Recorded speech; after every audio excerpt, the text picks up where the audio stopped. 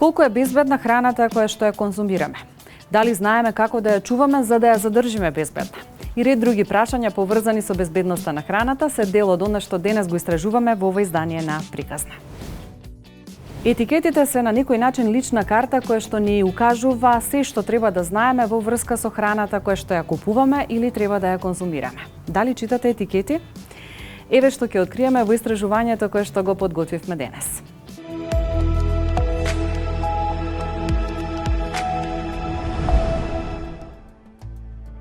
Прехранбената индустрија може директно да влијае на здравјето на луѓето и затоа обезбедувањето безбедност и хигиена на храната е исклучително важно, бидејќи помага да се заштити здравјето на потрошувачите од болести пренесени преку храна и труење со храна. Законската регулатива за безбедност на храната налага деловните субјекти за храна да ги исполнуваат своите должности за храна на безбеден и хигиенски начин. Кој мора, пак ќе нагласам, да ги исполнува законските услови за безбедност на храна и да докаже дека е користена добра и производна и хигиенска пракса за добивање на тој производ и негова дистрибуција до крајниот корисник.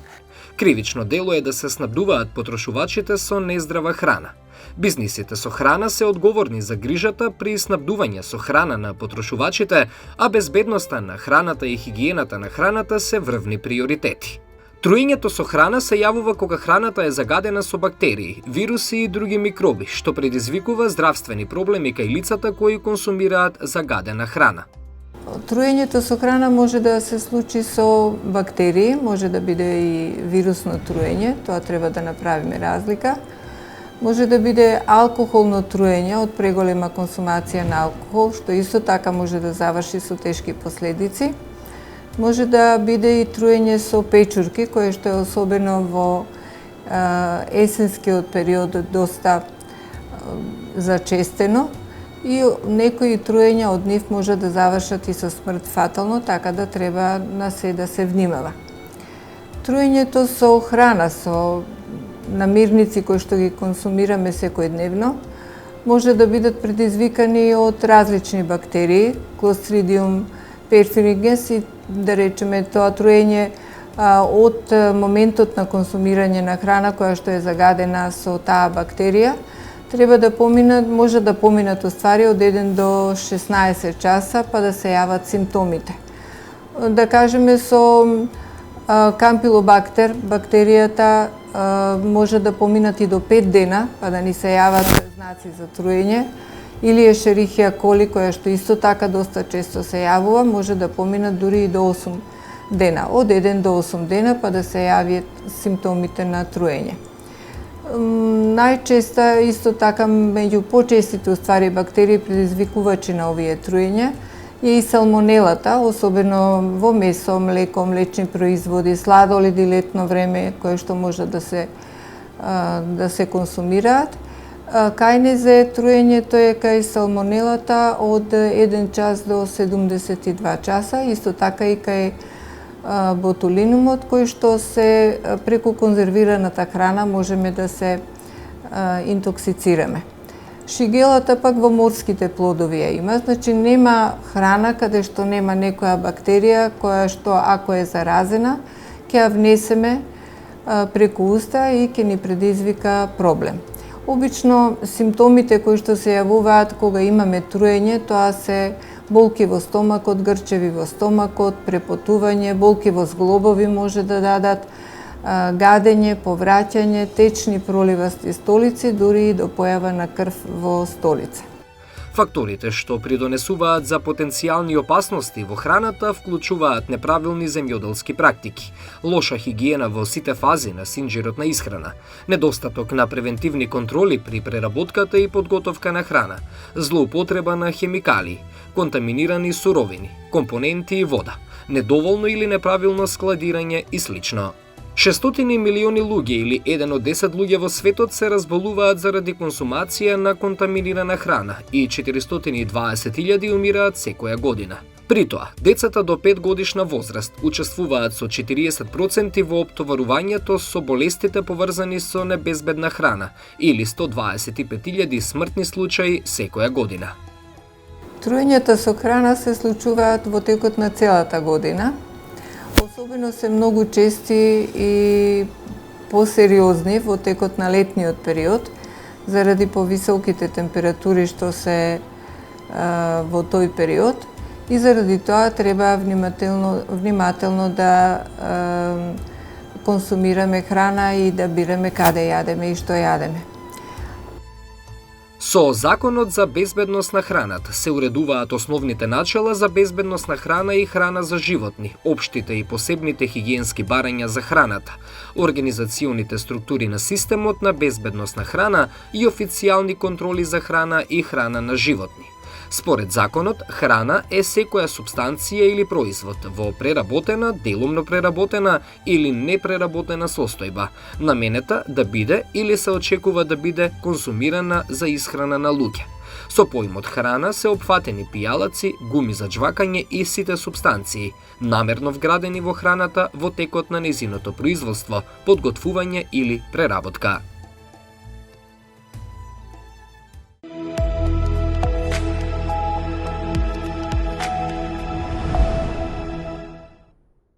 Како да препознаеме која храна е безбедна? Доста актуелно прашање, интересно. Како да препознаеме, ние можеби така што сме постручни лица ја препознаваме, меѓутоа како да познае нели аудиториумот пошироко и потрошувачите.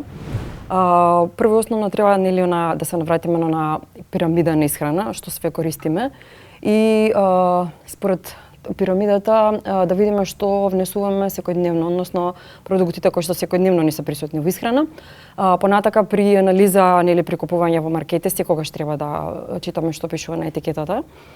Сметам дека многу малку потрошувачите се запознаени што стои позади етикетата, а ние стручните лица одговорни за тоа што стои на етикета.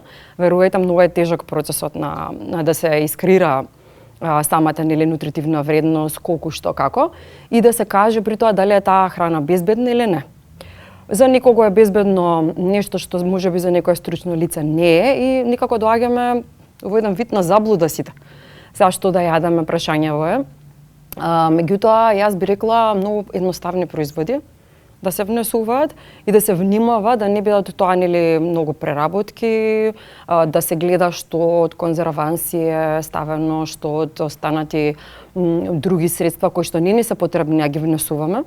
Верувајте дека има производи кои што содржат многу од компонентите кои што не ни се потребни и во денешно време ова е наактуелна тема на која што сите никако се навраќаме, да.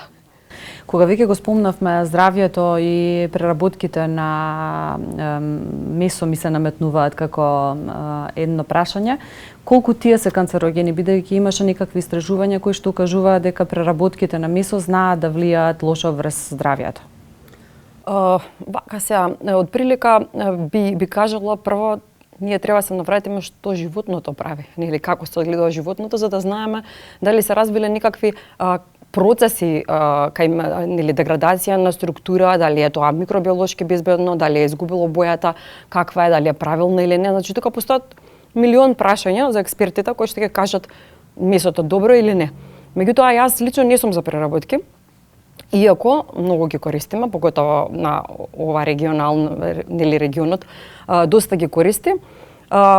Сметам дека автохтоната исхрана најдобро би била за ова подрачје. Сите знаеме дека претходните генерации баш и не внесувале преработки од месо, туку јаделе она што ќе го одгледуваат, а самите и знаеле како го одгледуваат тоа животно.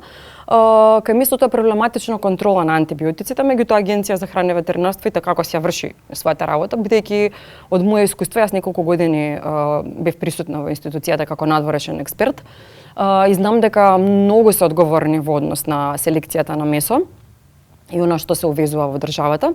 Меѓутоа никогаш не знаеме кој од каде и какво е потеклото. Јас би рекла дека би требало се избегнуваат, иако внесуваме црвено месо, да речеме да биде тоа еднаш до два пати неделно, да не се или она претерува со преработки или со месо. Ако бираме веќе меѓу белото, подобро да внимаваме потекло, па еве нека биде и мисиркино можеби помалку пилешко, поради нели оние дополнителни третмани на животното што се баш кај тоа месо, меѓутоа не би рекла дека само месото и преработките се канцерогени, туку баш онака целокупно треба да внимавам.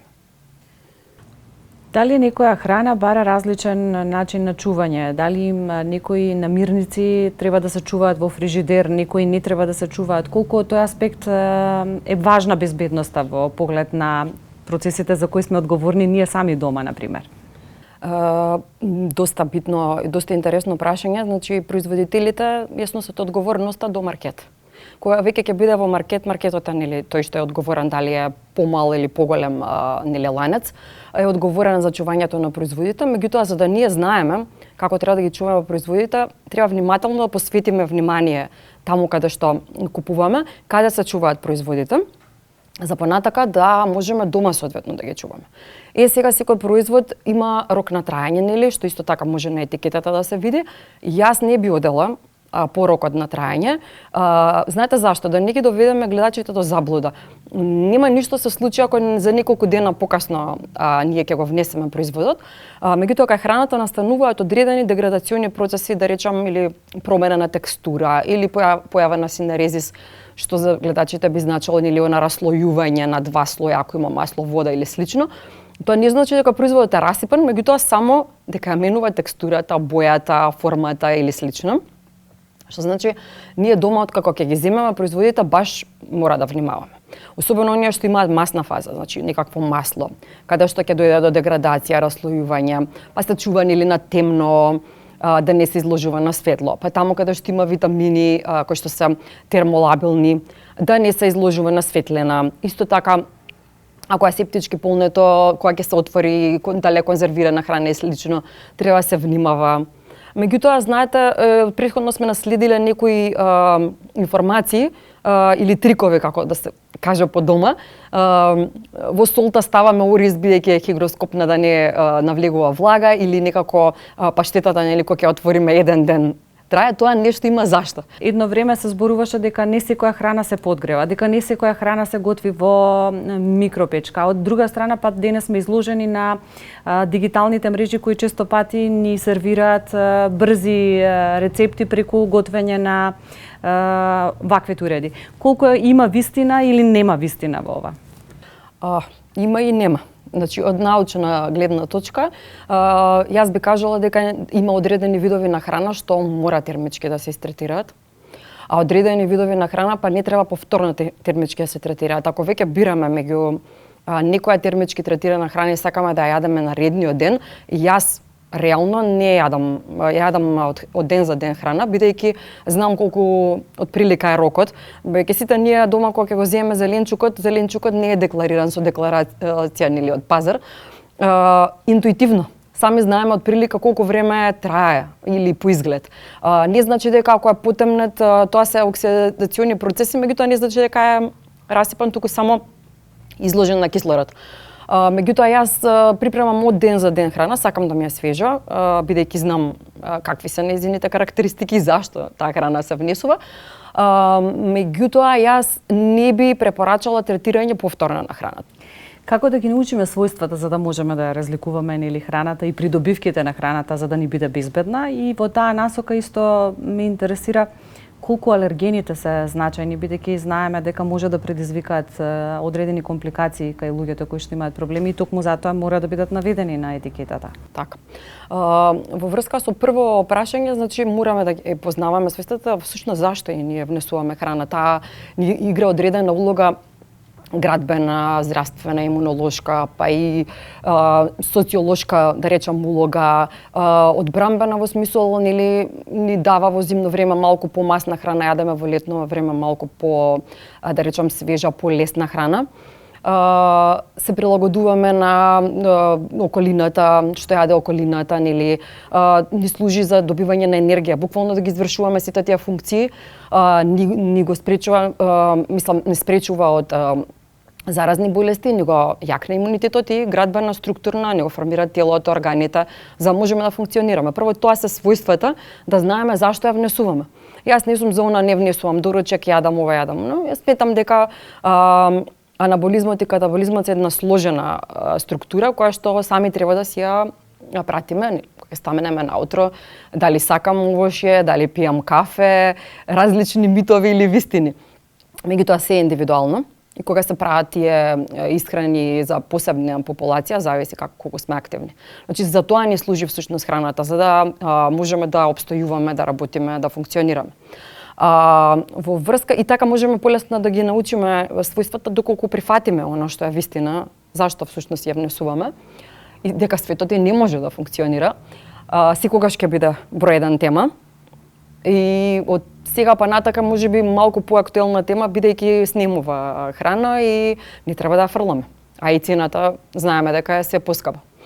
Во однос на алергените, моето искуство ќе го кажам и од да речам ајде и теорија и од пракса. Многу битни состојки кои што наведум ги занемаруваме, меѓутоа ретко кој од нас случајно прави алерготестови или тестови за интолеранција на храна.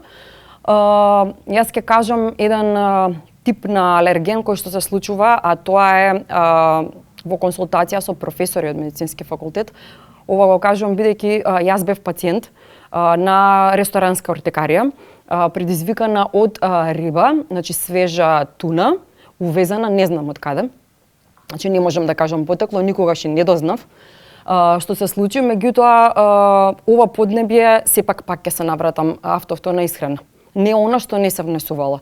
Може би речна риба да, со познато потекло, мора да внимаваме за тоа што не е секојдневно за нашата исхрана, а тоа се морските плодови и риба која што се увезува.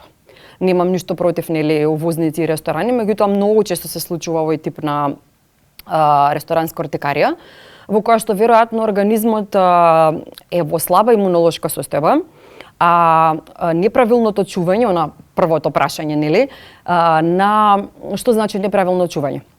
Ако таа дошла некаде со транспорт под вакуум или со ладен ланец замрзната, кога ќе се одмрзне, водата навлегува, кристалите на водата во самата структура и веќе подлогата, односно дали е риба или било која друга храна, микробиолошки станува нестабилна. Што значи тоа? Дека многу е подложена на токсини, кои што токсини навлегуваат во телото и јас имав среќа да се спасам од тоа, меѓутоа беше многу ризично. Ме задржа една недела во болница со строга диета од 14 дена, што значи дека со алергените декларирани поготово на храната нема играње. Тоа што е декларирано како алерген мора да се нагласува, мора да го има во мени и на самиот нели производ, бидејќи од да речам ги занемаруваме често, а може да бидат не дај Боже погубни по здравјето на луѓето. Кога зборуваме од аспект на безбедноста на храната, колку треба да бидеме внимателни како ја комбинираме храната? Дали некои својства на храната не одговараат со некои други својства на други намирници и колку исто така треба да бидеме внимателни кога консумираме алкохол и храна? Може би од претходниот случај да речам дека рибата во комбинација или морските, да речем морската храна во комбинација со млечни производи, баш тогаш се случи да преди јадењето беше нешто со кисело млеко, нешто со јогурт и понатаму беше внесена таа риба, што значи дека комбинацијата не зависи само од тоа дали таа ќе се искомбинира заедно, бидејќи еве да речеме се установило дека не оди таа храна заедно, меѓутоа во каква состојба е и нашиот организам во моментот кога ќе го внесеме тоа. Некој има појак имунитет, некој нели послаб, меѓутоа во ова време во кое што живееме многу треба да внимаваме.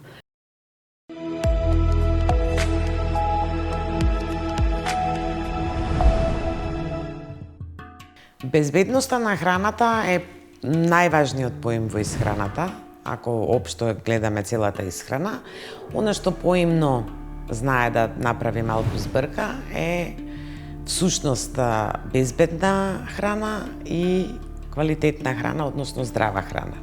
Што значи дека не секоја здрава храна е безбедна храна и не секоја безбедна храна е здрава храна.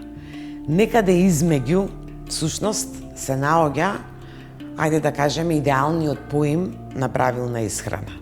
Но секако за било каков тип на правилна и здрава исхрана во наводници здрава, мораме да почнеме од безбедноста на храната. Комбинирањето на храната последните 15 години стана цела наука, од проста причина што во пракса ние нутриционистите се среќаваме со моменти кога многу голем дел од популацијата здраво се храни, односно конзумира и безбедна и квалитетно прехранбена, значи на храна, меѓутоа на крајот на приказната не ги добиваме саканите резултати. Имајќи во предвид дека храната и правилната исхрана никогаш не се потпира на поединечни намирници кои што го носат здравието, него секогаш е резултат на комбинацијата, на начинот на припремањето на храната, на комбинирањето на намирниците. Сето тоа укажува дека постојат комбинации на храна кои што овозможуваат максимално искористување на она што го содржат, дури и не само тоа, представуваат еден вид на диетотерапија и комбинации кои што може би нема да му наштетат на нашето здравје, меѓутоа предизвикуваат дискомфорт и водат кон понатаму на долги патеки одредени нарушувања. Она што е интересно е дека вообичаено се работи за комбинации кои што биле користени дури и на нашите простори, меѓутоа со глобализацијата на исхраната всушност сме ги напуштиле како комбинации. Сакам да кажам дека најбезбедната храна и најздравата храна може да се упропасти од моментот на купување до пренос дома, што значи на кој начин ние ќе ја донесеме дома, дали таа во нашиот автомобил ќе биде во кесе на овие температури над 30 степени повеќе од час, два, да не речам цело работно време, дали правилно ќе ја складираме дома, дали ќе ја конзумираме во оној период кога таа го има најголемиот квалитет, бидејќи храна богата со С-витамин 3 дена во фрижидер го губи С-витаминот речиси 60%. Потоа и тоа да сме го испочитувале во најдобар дел, да сме го испочитувале, доколку неправилно ја припремиме храната. Што значи тоа?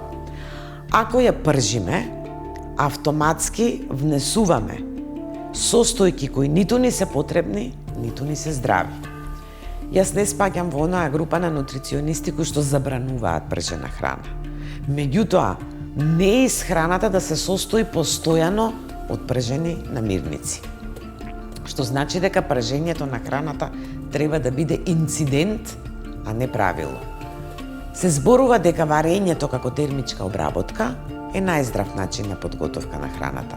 Но не ако храната се крчка на висока температура, односно ако врие со часови. Ако сакаме да примениме долготрајно термичко обработување, треба да внимаваме да тоа да биде многу ниска температура. Ретко кој комбинира брокула, домат и магданос. Меѓутоа, она кое што заедно тие го даваат е потполно искористување на сите антиоксиданси кои што ги содржат во себе и апсолутно даваат енергија, брза енергија. Некои соединенија специфични кои што ги има брокулата дозволуваат дел од ликопенот кој што во свежа состојба во домат не се искористува да биде малку искористен. Што значи дека некои такви комбинации, например анемија, наут со пиперка.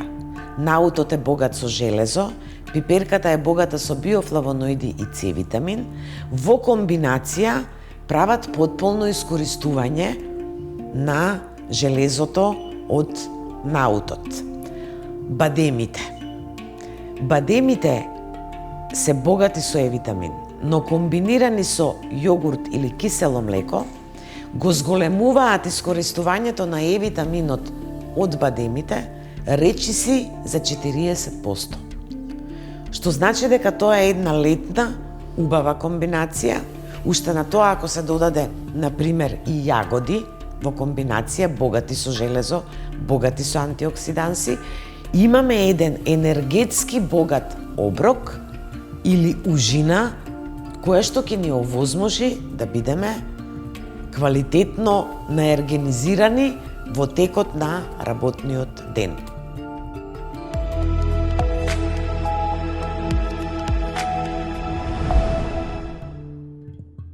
Алергијата на храна, како и сите други алергии, може да биде ризична, опасна и да предизвика многу неповолни состојби со здравието кои брзо треба да се лекуваат, се со цел да нема понатамошни компликации. Алергијата на храна или нутритивната алергија или алиментарна уште како е позната, заедно со медикаментозната алергија представуваат еден од најсериозните проблеми во клиничката алергологија. Кога зборуваме за алергија на храна, секогаш треба да имаме во предвид уште еден поим кој што се меша во праксата, тоа е така наречена интолеранција или нетолеранција на храна. Зошто? Заради тоа што се испреплетени симптомите како кај алергијата на храна, така и кај интолеранцијата. Клиничките симптоми се слични и често пати ние клинички не можеме да ги разликуваме, односно да ги диференцираме помеѓу алергија на храна и интолеранција. Меѓутоа, во патогенезата, односно патогенетските механизми, има и текако голема разлика помеѓу овие два ентитета. Кравиото млеко, рибата, морските плодови, кикириките се само дел од продуктите кои знаат да бидат високо алергени супстанци, што предизвикуваат алергиска реакција. Инкриминиран алерген кој често се спомнува уште од детската возраст, тоа е кравиото млеко. И затоа кај децата многу повисока е алергијата на храна, кај деца доенчиња поготово и кај предшколска возраст, затоа што почесто консумираат млеко, млечни производи. Покрај млекото тука се сметаат како потентни или силни патогени алергени од храната. Тоа се брашното, како пченичното, така ржаното, понатаму јаткастите плодови во прв ред, кикириките, оревите, сусамот. Карактеристично за алергиите на храна е тоа што често пати синдромот на вкрстена реакција меѓу инхалационите, пред се поленските алергени и алергените од храна може да предизвикаат една пренесена сензибилизација. Например, опишани се случаи кај луѓе кои се алергични на бреза, на други полени или на треви, да реагираат на зелено јаболко или да реагираат на зелени салати, на грашок, спанајки и така натаму. Тука спаѓаат и голем број од овошјата, како што е јагодата во прв план. Понатаму тука се цитрусните овошја, портокалот, грејпфрутот. Во последниве 30 години во светски рамки податоците велат дека алергијата на храна станува се позачестена. Алергијата на храна делува на оние ткива кои се шок или таргет ткива. Кожата, слузниците на дигестивниот систем, на фаринцот, на грлото. Често пати имаме фарингеален спазам од некоја храна. Понатаму ринитите алергиски може да бидат предизвикани од храна. И многу други клинички манифестации се резултат на алергија на храна. За дијагнозата на алергиските состојби од храна многу се важни анамнестичките податоци. Ако некој од семејството имал астма од претходниците, не значи дека и детето ќе добие астма, меѓутоа детето може да добие нутритивна алергија во смисла на уртикарија, атопичен дерматит и така натаму. Значи важна е и фамилиарната анамнеза. Исто така тука се препорачуваат елиминациони и провокативни тестови. Тоа значи дека треба во мали количини повремено да се внесува дел од храната која е инкриминиран како алерген. Меѓутоа, овие тестови често пати можат да предизвикаат ризик да дојде и до анафилактичен шок ако се прават во амбулантски услови и затоа се прават најчесто во хоспитални услови каде што може да се санира еден алергиски шок или анафилактичен шок кој е животозагрозувачки и кој бара брза, промптна реакција. Како што брзо се развиваат алергиите, поготово анафилактичните реакции и шокот, така и брзо може да се, ако се делува веднаш промптно, брзо да се елиминираат симптомите. Најдобар начин да се спречи алергиска реакција е да се знае и да се избегне храна што предизвикува алергиски знаци и симптоми. Различни видови на храна бараат различен начин на третирање, односно чување. Колку од ова ви е познато, и ако не е познато, тогаш ќе се запознаеме бидејќи истражувавме за вас во приказна.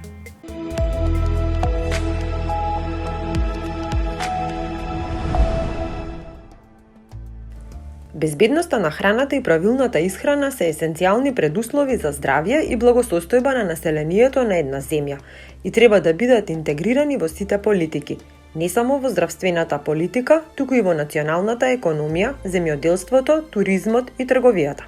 Мојата перцепција е дека апсолутна безбедност не постои во ниту една област. Па оттаму и констатацијата дека на светско, на глобално ниво е воспоставена дефиниција дека за безбедна храна се смета онаа храна на која и се минимизирани опасностите. А опасностите во храната може да бидат микробиолошки, физички и хемиски опасности. Доколку се разбере процесот што се случува при расипување на храната, лесно ќе може да се препознае дали таа е се уште добра за јадење. Процесот на распаѓање започнува од моментот кога луѓето ја подготвуваат свежата храна за продажба. Природните ензими во растенијата се уште активни и ја менуваат нивната боја, вкус и површина. Некои производи како пченката или грашакот го губат сладкиот вкус. Брокулите пак стануваат поцврсти, а зелената салата губи вода и станува мека. Овошјето може да продолжи да зрее и да станува поблаго и откако е набрано, но со тек на времето ќе почне да скапува. Пигментите за боја кај месото природно ја менуваат бојата кога се изложени на воздух и светлина. Обично преминуваат од виолетово-црвенкасти до потемно кафеави црвени. Кај меленото месо надворешноста е светло-црвена, додека пак одвнатре тоа е виолетово или сиво-кафеаво. Оваа промена на бојата е нормална и не значи дека производот е расипан. Меѓутоа, доколку забележите чуден и непријатен мирис или леплива површина, не го јадете месото. Дека ги имаме законските прописи на Европската Унија, дека имаме планирани активности како институција, но имаме и мониторинг програма. Таа мониторинг програма 90% минатата година беше реализирана, што значи се зимаат лабораториски примероци за лабораториски тестирања и се тестираат оние опасности за кои што зборував, хемиските опасности каде што припаѓаат тешките метали и така натаму. И минатата година ние имавме многу мал број на позитивни мостри. Сето тоа оди во прилог дека храната која што консумираат граѓаните во нашата држава можеме да ја категоризираме како безбедна храна. Секој вид храна старее на свој начин. Овошјето и зеленчукот обично скапуваат од микроби. Лебот се суши, но ако е на влажно место, може да се појави и мувла. Бактериите се одговорни за распаѓањето на месото и морската храна, бидејќи ја разградуваат нивната површина. Кај млечните производи, интересно е тоа што бактериите понекогаш помагаат да останат подолго време свежи, но тоа може да доведе до промена на вкусот и изгледот. Во сите овие случаи, дејството на ензимите и микробите се зголемува на повисоки температури и кислород, поради што се препорачува храната да се чува во фрижидер во добро затворени садови.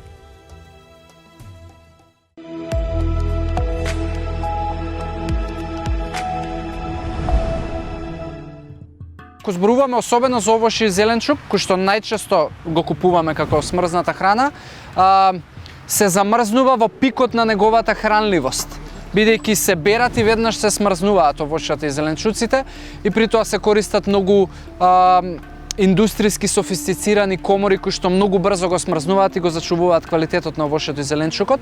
Од друга страна, ако зборуваме за месо, ако го смрзнувате дома, би требало тоа да биде барем колку помали количини исецкани и испакувани посебно, бидејќи замрзнувачите дома се побавни и може да се изгубат џусеви од месото. Така да за смрзнатата храна ја би рекол дека има позитивни страни. Негативните страни може да се случуваат доколку се направи повеќе од 2 пати одмрзнување, замрзнување. Тогаш веќе може да има развој на одредени бактерии. Ако сакаш да се оптеретуваш и да одиш подлабоко со нутритивните вредности, барај ги FDA, барај EFSA, барај Светска здравствена организација и учи за нутритивните вредности, што не препорачувам, али најдобрата информација е позади на секој продукт. Мора да има на 100 грама продукт нутритивни вредности и тоа е тоа што треба да го бара човек во исхраната и во етикетата на продукт. Квалитетната исхрана не подразбира што ќе нема, туку што има. И затоа читањето на етикета треба да биде сведено на 2 работи. А тоа е на 100 грама продукт да нема повеќе од 20 грама шекер и во 100 калории од продуктот да нема повеќе 3 грама на заситени масти. Тие се 2 единствени работи што треба да ви интересираат и не треба да се оптеретувате толку многу длабоко со продуктите, бидејќи се создава конфузија и страф од храна, што е погрешно. Само 9 видови на храна предизвикуваат 90% од алергиските реакции. Време е за артикулација.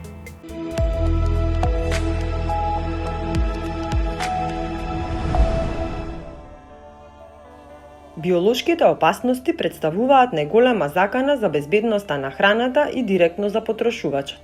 Бактериите кои предизвикуваат инфекција или интоксикација можат да предизвикаат големи епидемии на акутна болест по краток временски период и се закана со која повеќето бизниси со храна можеби ќе се соочат. Некои бактериски видови можат да се класифицираат како опасности значајни за безбедноста на храната, како што се салмонела, листерија, кампилобактер и ешерихија коли. Постојат патогени бактерии кои се способни да растат во одредени видови храна под поволни услови и да создадат токсини. Токсинот пред се формира во храната пред внесувањето, а во некој случај токсините можат се уште да бидат присутни дури и откако сите бактериски клетки се уништени со готвење.